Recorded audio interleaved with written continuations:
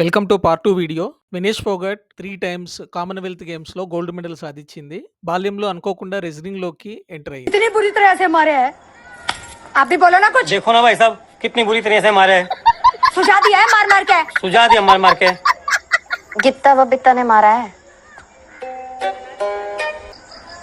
पहले यो बता मारिया कैसे?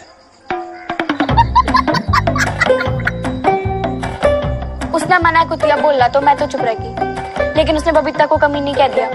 बस मना लपक के उसके पेट पे दे मारा घुसा। इधर से दूसरा वाला भी आ गया। मन ने उसके बाड़ पकड़ के नीचे पटक दिया और पीठ को